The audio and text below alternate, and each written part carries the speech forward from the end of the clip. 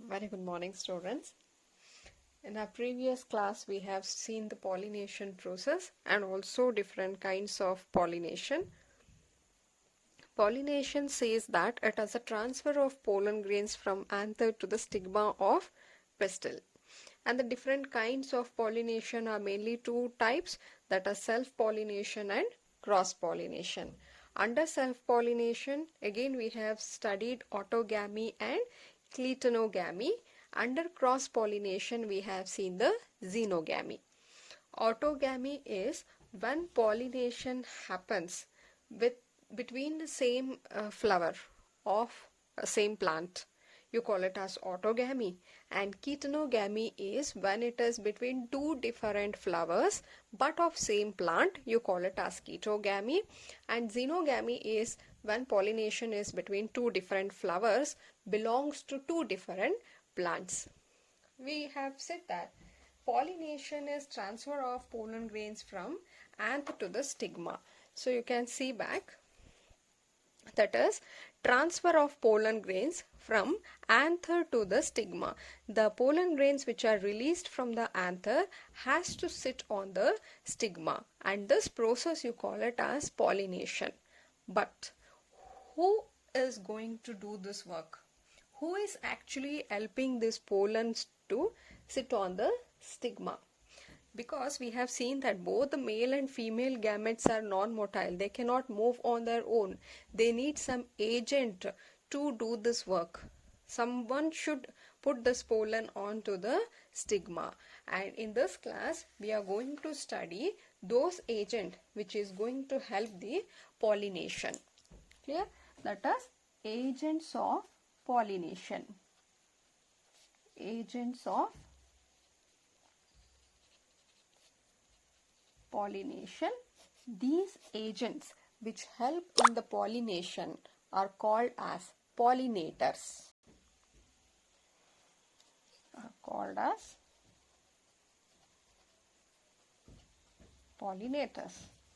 So if they ask you what are pollinators, pollinators are the agent which helps in the pollination. There are mainly two different agents. One is the abiotic agent and the second type is the biotic agent. We know that abiotic meaning the non-living agents, and these are the living agent. Under non-living agents we will see wind and also water. Under biotic, it is by the help of animals. If the pollination is done by wind, you call it as anemophily. If it is done by water, you call it as hydrophily. If it is done by animals, you call it as zoophily. Just let us take one by one. We'll begin with the anemophilic. Anemophily. So it is, the pollinating agent here is wind. Pollinating agent is wind.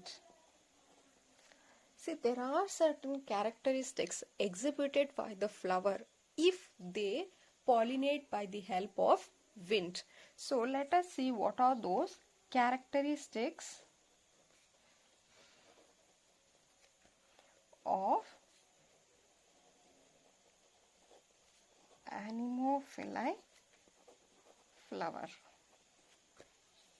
If a flower has to get pollinated by the help of wind, those flowers exhibit a unique characteristics. What are those? First thing is the pollen grains. The pollen grains are light-weighted and non-sticky.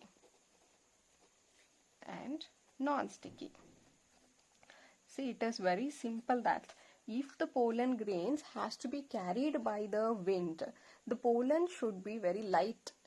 If it is heavy, it is difficult for the wind to pick up the pollens and transfer.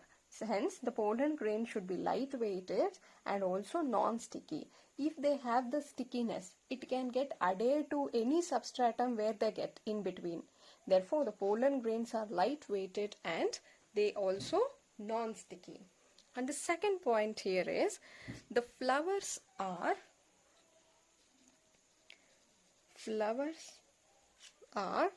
with well exposed stamen.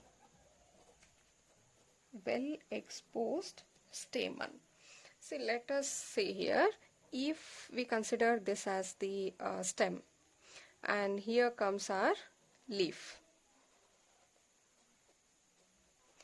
If the flower is somewhere here at the axil of the leaf, in such cases, it is difficult for the pollen grains to be carried by the wind, or the wind to deposit the pollen grains on this. But if flowers are located in such condition, it is difficult for the wind to deposit pollens on this or carry the pollen from this flower.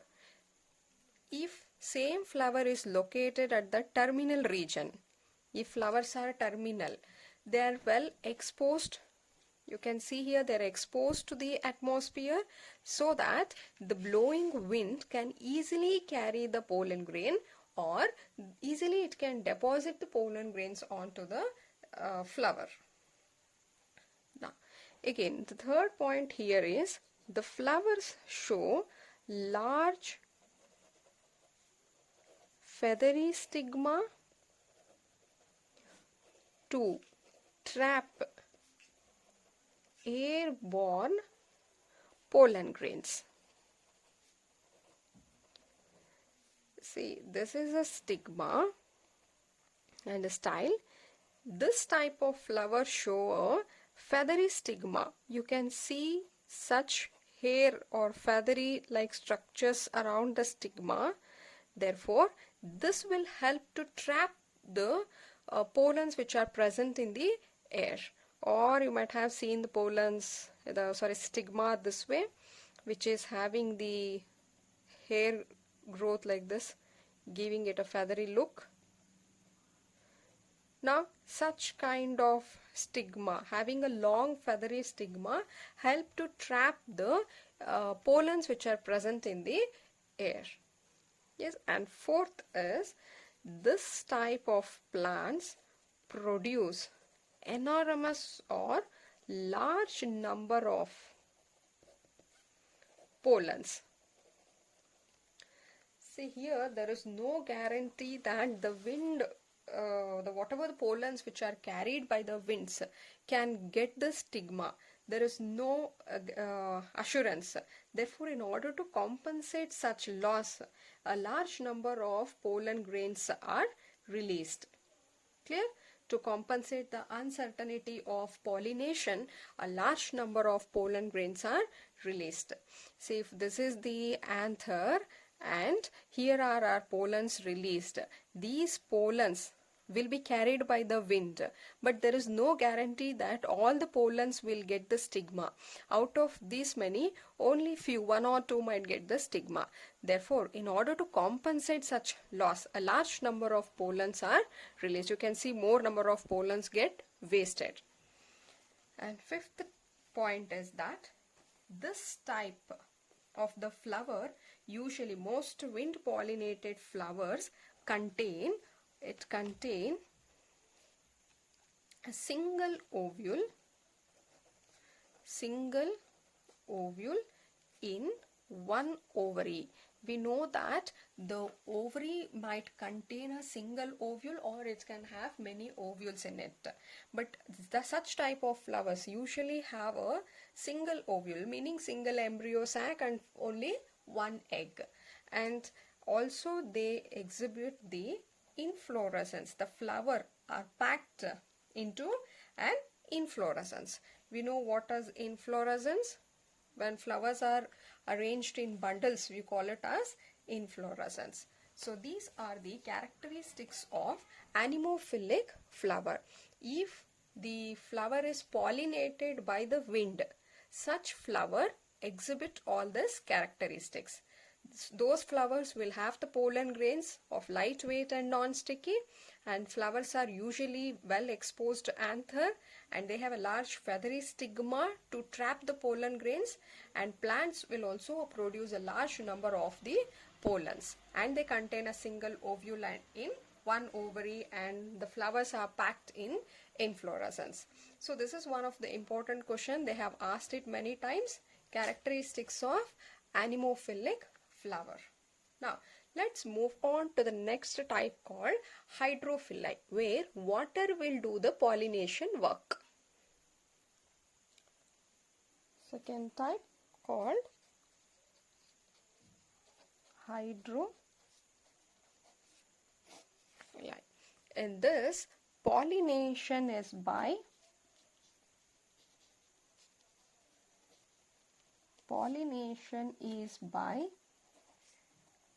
abiotic agent, that is the water. Pollination is done by the water, and this type of pollination is very rare. About 30 genera, usually the monocots show such type of pollination, and this is usually seen in the aquatic plants, but you cannot say that all aquatic plants are hydrophili. Example, if you take example here, in case of Vallisneria,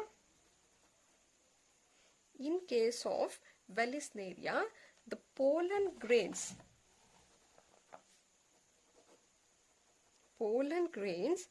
are released on surface of water and carried to stigma by air current. See, even though Vallisneria is an aquatic plant, but you cannot say that pollination will happen by means of water. See, in this case, if this is the water body and here comes our Vallisneria, so if it is this way here, the pollen grains are released on the surface of water. Released to the surface of water, but water is not carrying. Instead, these pollens are carried by the air, which will help them to sit on the stigma present on the stigma of the flower. Clear? And if you take one more example, in case of seagrass, in this case, the flowers are submerged.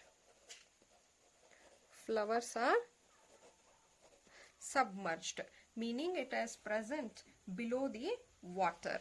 In this case, the pollen grains are long.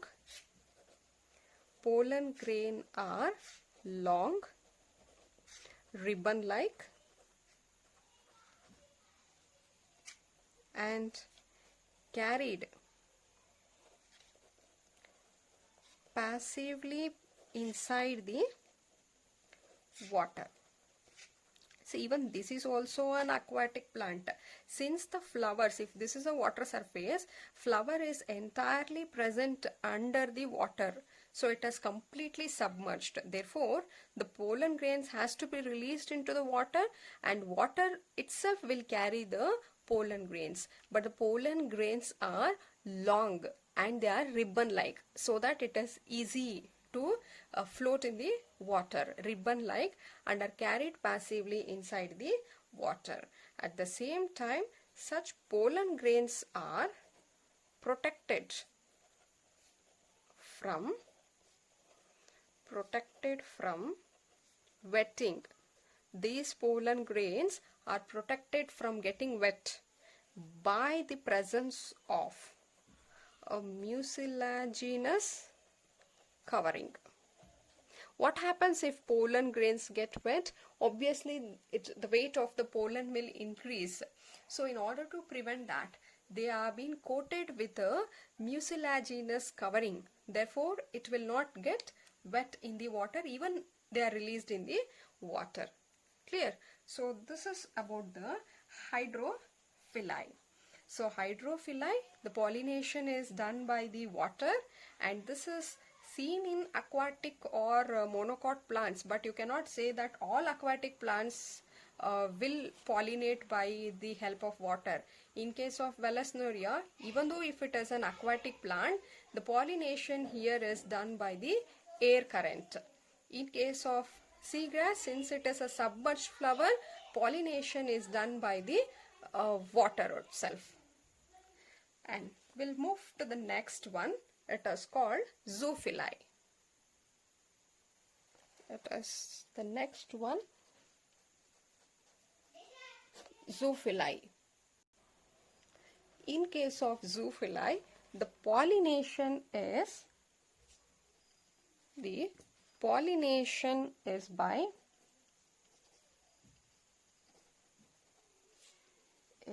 by biotic agent, that is the animals. So now what type of animals will do this? It is bee, butterfly, flies, beetle, all these insects, wasp, ant, moth, birds, lemurs, rodent, reptiles. See, all these are some of the animals which will help in the pollination. Now, you know, all this are the insects, birds, and lemur. It looks like a cat crossed with the squirrel and dog.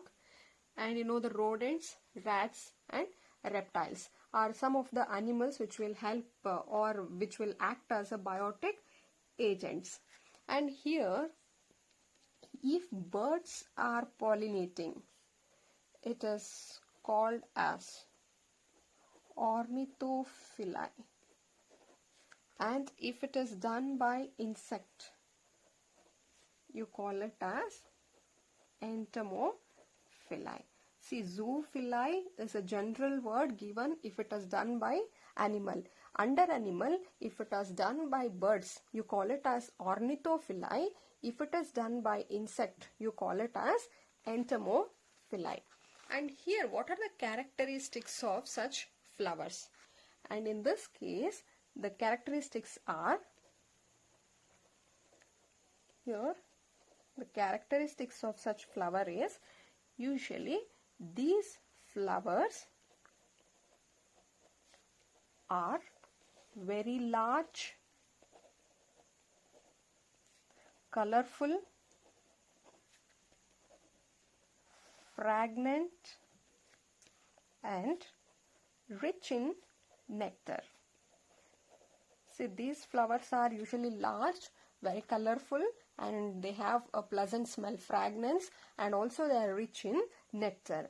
Why all this is necessary? Because since in such flowers the pollination is done by animals, therefore it is necessary for the flowers to be very attractive. Either they should be large because animals should sit on it, they should be colorful to attract the animals, they should have the very good fragrance to attract, and also they should show rich nectar. So in such cases, all this will make the animals to go towards that flower. Clear? So insect pollinating flowers are usually large, colorful, fragrant, and rich in the nectar. And flowers pollinated by the flies and beetles usually secrete a foul odor. And here, see, the nectar and pollen grains are usually the floral reward for the insect. Nectar and pollen grains. These are the floral reward for insect. That is, why insects will sit on this flower is either to extract the nectar present in the flower or to eat the pollen grains which are present on the flower. These are the rewards which insects are getting from the flower. Apart from this, they also get a safe place to lay the egg. To lay egg. See, when egg is laid outside, it is difficult for the survival since predators can eat it off.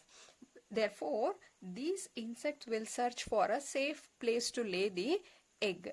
So that time they penetrate into the flower and find some safe place within the flower to lay the egg. Now, let us take an example here. In case of the moth and the yucca plant, here they cannot complete their life cycle without each other. They show a symbiotic association. That is, these moth will deposit its egg in the locule of the ovary. They will deposit egg in the locule of ovary of this particular plant. We know that here is the ovary. Inside the ovary, the cavity, you call it as a locule. So these moths enter into the ovary. Inside the locule, they will deposit their egg. Now they have found a safe place to lay the egg. In return, when they enter in and come out, they also bring certain pollen grains of this flower outside, helping in the pollination. So you can call it as a symbiotic association. Both of them are helping each other. Moth will get a safe place to lay egg. In return, plants will get pollination by this moth. Clear? And apart from all this, there is one more. Sometimes what happens, insect will consume the pollen. Insect, they consume the pollen grains, or they can also extract the nectar, but they do not help in, they don't bring pollination. They just escape without doing pollination. Such floral visitors are referred to as the pollen or nectar robbers, because they are not doing any work. Simply they have come, eaten up the pollen or extracted the nectar, and without doing pollination they have been escaped. Therefore they are called as a pollen or nectar robbers. Clear? Yes, go through this once again.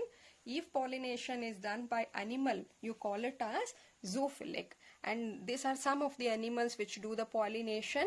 And characteristics of flower which do this type of pollination is, the flowers are very large, colorful, they should be very bright, fragrant, nectar, everything should be present. Only then animals will get attracted towards that flower.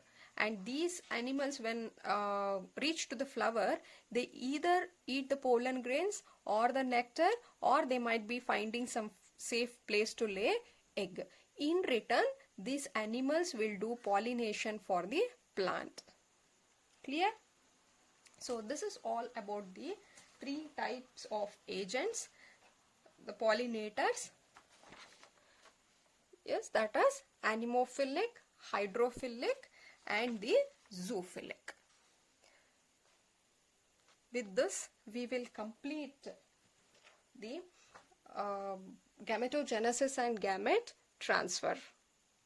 In the next video, we'll take up the outbreeding device and the pollen pistil interaction before going into fertilization. That's all for today's class. Thank you.